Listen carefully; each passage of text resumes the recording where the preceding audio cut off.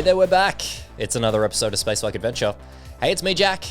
How you going? And here we are, the final episode of Chapter 1 of Space Like Adventure. What a journey this whole campaign has been. And to recap that journey, let's go back to the beginning now. So you might remember we started off this whole campaign with a bunch of prequel episodes for each of the characters. We learned a little bit about them, and then the adventure got underway. And it was one small decision to help the Mormons find their missing scientists, and to help Jimmy the Belter find his missing brother Franco, that led to all of this. They uncovered a vast conspiracy, including a secret research facility hidden in an asteroid and human experiments. So now that we're at the conclusion of this chapter of the story, let's find out what happens. The five of you are currently standing in a destroyed laboratory. All around you are smashed screens and pods containing dead Belters. You're looking at a screen that previously showed the face of Sebastian Pope. But after he triggered a self-destruct sequence, it now shows a 15-minute countdown. Dr. Siri and Franco the Belter are also with you guys in this room, but Mia comes over the comm to you guys. She goes, "Holy crap, guys, are you seeing this? Something has triggered the self-destruct sequence."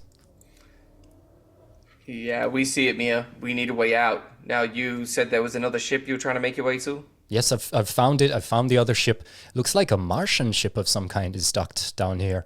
I wonder if it was that Martian guy's ship who you guys dealing with before or something. Anyway, it's way in the bowels of the station, though. This timer says only 15 minutes. You guys are really going to have to hustle. All right. Someone grab Atea and let's go. No time to think. Let's do this. Dr. Mateo chimes in here. He's like, "I know where that is, but yeah, we're really going to have to hoof it, eh?" So above game, you guys are now entering a skill challenge. So you might remember from several sessions ago, you guys decided to take the hard burn. And I told you that if you did that, you would advance the churn tracker by one whole stage, introducing a new problem.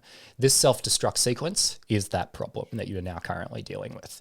So, a skill challenge. Let me quickly explain what this is for you guys. So this is something we're going to borrow from 4th edition of D&D, basically. And it's a way to simulate a cool thing happening that's not in the actual rules and would be kind of tedious to play out.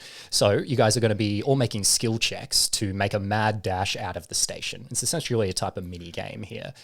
You need to accrue 3 successes before you accrue 3 failures, and the target number in all these checks will be 14.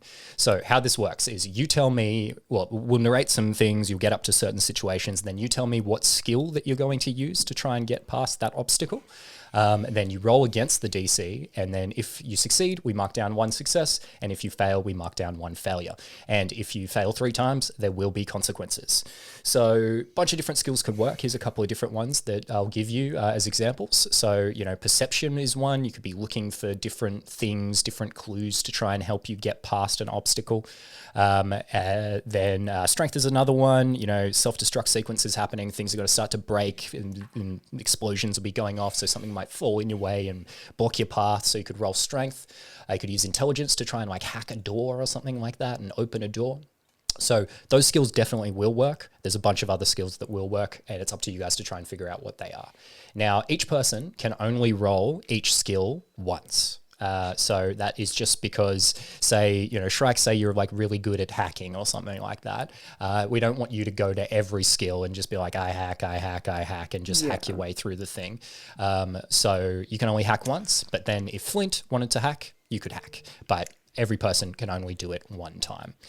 So yes, 3 successes before 3 failures. If you fail 3 times, there will be repercussions. Does that all make sense? Anyone have any questions? I am still on 1 fortune. Just everyone, just be aware. That's what happens when you throw yourself in front of bullets. That is true.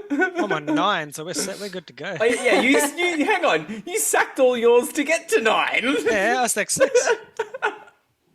2 self-inflicted wounds right there, gang. Self-inflicted? Who was holding that gun? All right. So you guys all round up and take off after Dr. Matteo with him leading you, and you head back out the door that you came through. He takes a left and opens up a maintenance corridor, and you all pile in. And as you're running, a door slams down in front of you, and you can hear the like explosions and the shaking of the ship. Matteo says, "Oh crap, we need to get through here." What are you guys going to do? All right. Mo, can I use my security to find best pathway? Like, as in, where would exits be placed? Things like that. Yeah, definitely. Go The ahead. navigation style thing. Give me a security roll. Hell yeah. Trying to beat a 14 on this. That's steep. All right. I don't like that. Oh, how does a 19? 19's good. beat that? Do you want to take those 2 stunt points to improve your next roll in this situation? I will. Nice. Yes. I'll hold those.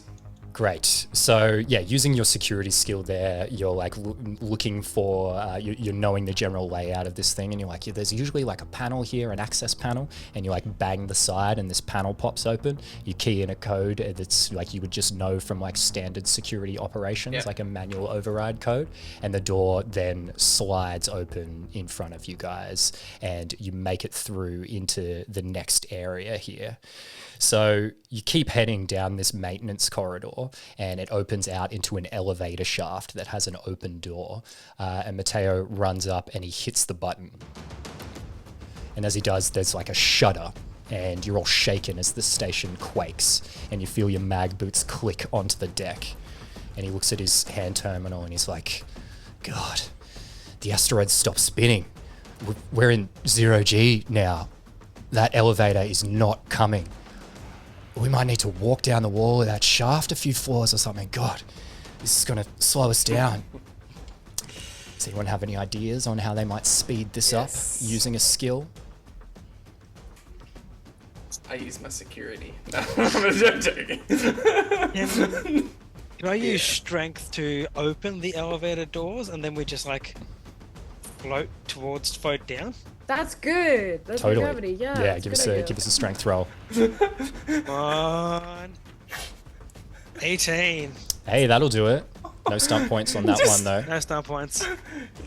Trevor's just Irish whipping everyone down the I was elevator. gonna say, I've got a Flynn idea for a callback from our first episode. Can we pull off the slingshot routine by going 0G and just slingshotting people down in 0G? I love It's this. The So shaft. yeah, It'll be Trevor's fine. already had the success here on this part of the skill challenge. So yes, we can just do this. I'm happy for you guys to do this. So Trevor, you run up, hands, and just like pure strength. You guys see the blacksmith for a second there in all his glory as he just tears this door apart, pulling it apart, I should say. And then after that happens, you link arms with Flint, and what do you guys do? I think- guess Flint will like hover in the entrance of the shaft, pitch his idea, allow the crew to decide if they want to participate or if they want Atea to. shakes her head at him. Mo comes up behind Atea and he's like, yeah, no time to be picky, princess, and then pushes her in towards them. Okay, I'll allow you. I'll make it. That's fine. Yeah. Yeah, and yeah, And I guess I'm holding onto the shaft, still mag booted down in a sense, and I'm gonna slingshot Atea down, who will then have to try and grab something at the lower part of the shaft, and we'll just keep doing that for Okay. everyone. All right. She says, think- "Please be gentle. That's where the wound is." I think Franco grabs on as this is happening, and if Franco floats down with you and like being a belter and more adept at operating in 0G, they like help break your fall so you don't just slam into the bottom of the elevator shaft at like full force here. So yes, you guys do this again and again, get to the bottom. I think Shrek is probably one of the last people, and you sort of go down with Flint at the same time, again being a belter and being more comfortable in this 0G environment. Great. So yes, you make it to the bottom of the elevator shaft, and Matteo says, all right, it should be right here, and he trails off as you see what he sees. Ahead of you is a closed airlock, and there's a window through the airlock, looking to the other side. And through that window, you can see a storage room ahead that just has a gaping hole showing the vacuum of space.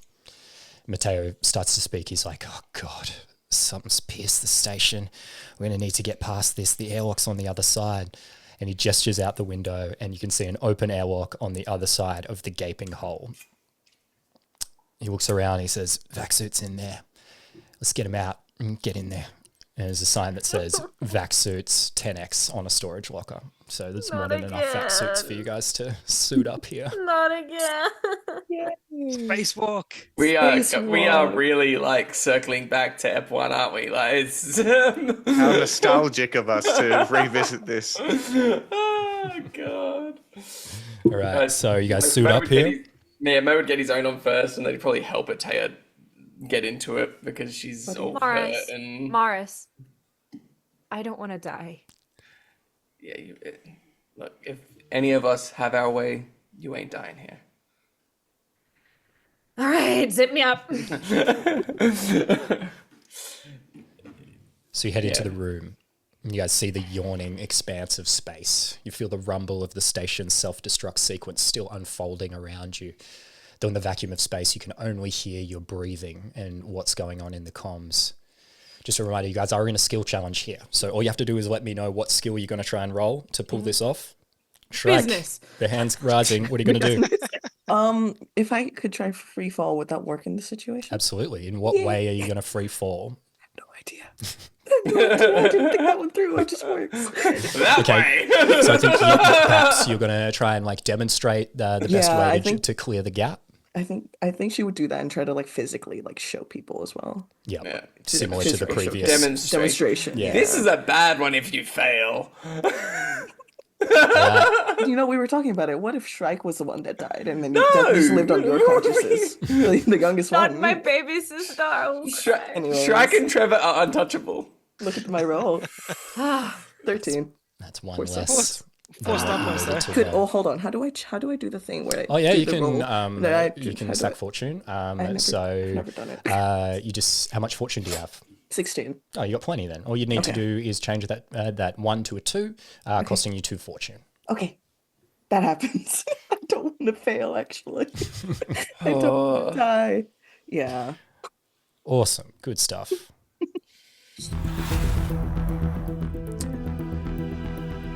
So you guys are out there in this zero-G environment, and it's always quite eerie when the expanse of space is there. And Shrike, I think you just start essentially just passing people across this gap. You probably get Franco over there. You guys are doing like a catch and release situation. And yeah, you very easily do this. But as Dr. Mateo is coming across, the self-destruct sequence continues and an explosion happens in the air as it happens. And you guys are blown by this explosion. You are slammed directly into the open airlock of the ship, which slams closed, the door slams shut as you see the fire of this explosion coming up to you. And you guys have successfully made it through the skill challenge. Well done. Great. No business All rules. right. Hey, you could have gone for no. a business move there. Some leadership, What's seduction, like the You could've pompous seen- one that Flint has? Etiquette. etiquette. You could have seduced something. Go Has there been a on. single etiquette roll? God. Flint's never been in a position where he's needed to be use his etiquette for anything.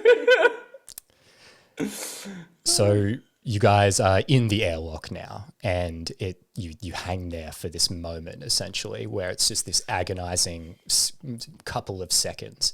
You can feel all these explosions happening around you. You can see these flames licking the outer window of the airlock, and then eventually the airlock cycles open, and Mia is standing there, and she goes, "Thank God! No time to waste. Everyone, strap in." Let's go. And Mo will just immediately start running and going to strap in, making sure that everyone is following suit. Yeah, I'll follow suit. Same as Same. Mia looks to Flint before you can strap in, and she says, "Captain, I have no idea how to fly a Martian ship. Come with me." And she drags you to the pilot's chair.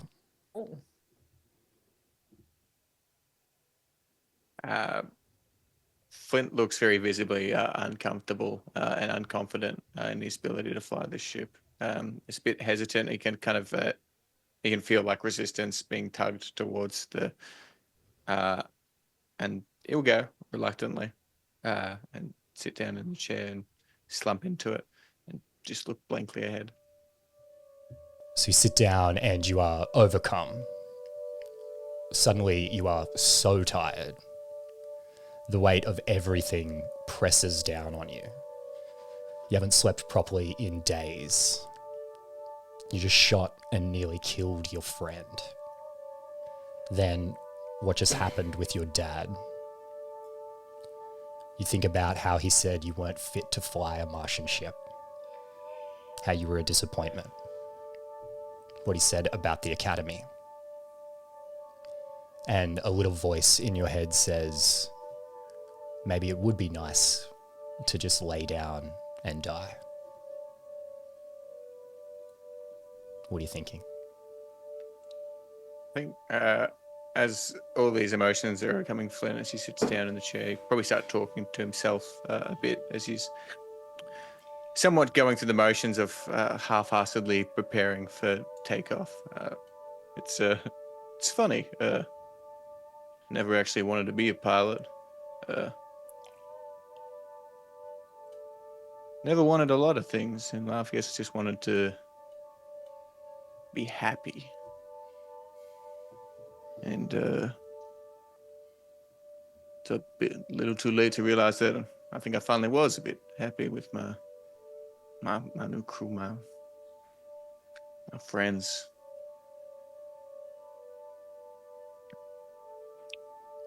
Mo, you sense some uncertainty in Flint at this moment as he says this.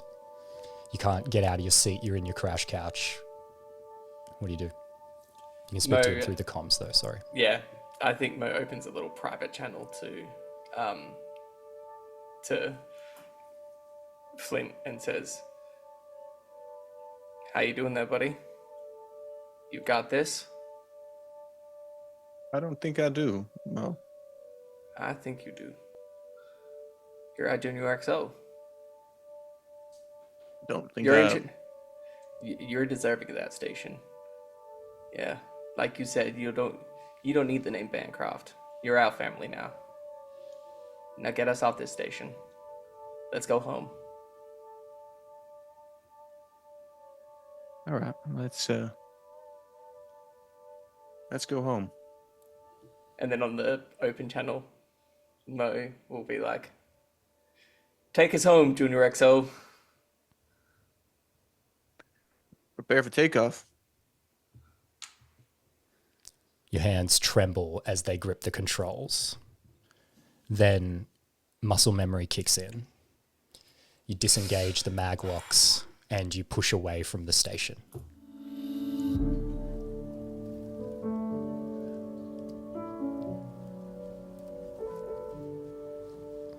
The ship slowly drifts away and a calm grips you. You know exactly how much time you have, and you know you'll get away. Your eyes are drawn to the screen in front of you. The high-tech Martian telemetrics comfort you. But on the screen, you see your friends. Tiny cameras capturing live feeds of their faces. And now I want each of you to describe what Flint sees as he looks down at that panel and sees his friends. Shrek, what do you look like in this moment? God. I was hoping people would go first so I could have time to think of that. I think I just want to call back to maybe earlier in this campaign. Shrike was never sure around Flint. Every time she was around him, she probably had an expression of usually discontent. But now she looks, for the situation there, and she looks really calm. And I think her face is content for once. And she looks like somehow, even in the situation, she's relaxing now that she's under his command. course. I don't know. Trevor. Do we know where the camera is where Flint is looking at us from? Is it Right in like front of you. You can see it. Oh. It's like a little pinprick camera. Trevor's looking dead at the camera and just smiling and just with the face that's proud.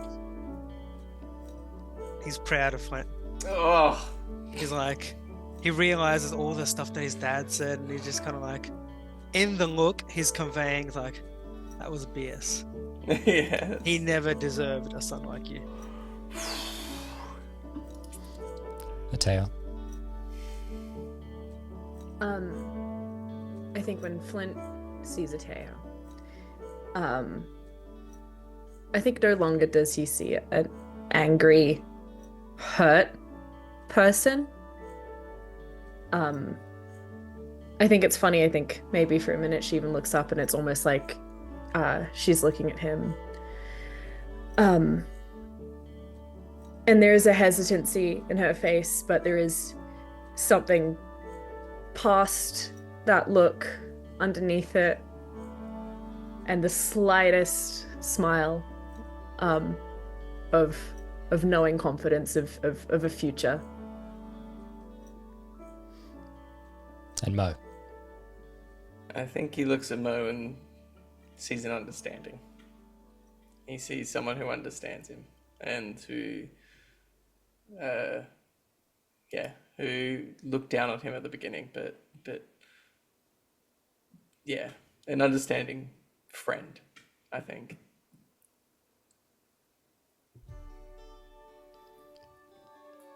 And Flint, what do you feel when you look over your friends in this moment, secured of your safety? Pure, unfiltered happiness that Flint hasn't felt in a very long time. He probably gets flashbacks of his old crew, but they're not sad or disheartening in a sense. It's positive memories of those, but they almost fade away, kind of permanently in a sense. It feels very final in that. Gets a glimpse of images of his mother in his mind, makes him happy as well, and a recognition and just overwhelming joy in the fact that family is what you make of it, and this is Flint's family. You touch the controls and you engage the ship's Epstein drive. And as the ship burns, the station explodes. We did it, guys. We made it. It's over. It's the end of chapter 1 of Space Like Adventure. You guys did it. Thank you so much. My gosh, what a ride this has been. And we'll be back next year with even more Sounds Like Adventure. So now, for the last time for 2024, Kes, Jazzy, Derek, Jacob, and Arlo, thank you for joining me. Thank you, Dad. Thank We'll you, catch you Dad. guys in the next. Oh, sorry. Hold on. Totally forgot something. Guys, geez, I can't believe I've forgotten this. This is really embarrassing. The season isn't actually over because the story never stops.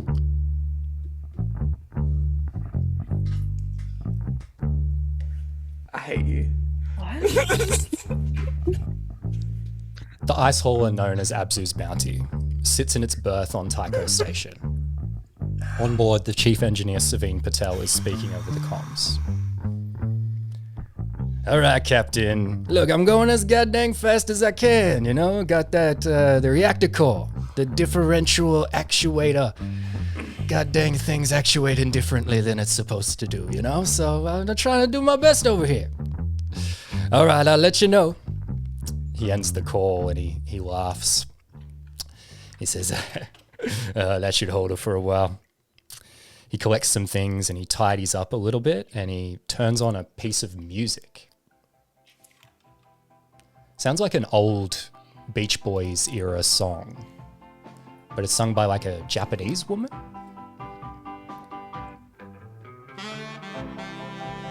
He starts like mopping around and sort of like dancing with the mop a little bit. Wait. It's his sort of like quiet moment here. And Wait. he sings the lyrics to the song in perfect Japanese at the same time. And just as he's about to hit the chorus, the song stops. And a voice says, God, that's terrible. No! Savine turns around and standing in the door to the machine shop is a man in an incredibly crisp suit. Oh. Brilliant white teeth. You suck, Jack. Perfect in every way. Physically. And Sebastian Pope says, Hey there, cowboy. You son of a bitch! And that is the end of Space-Like Adventure.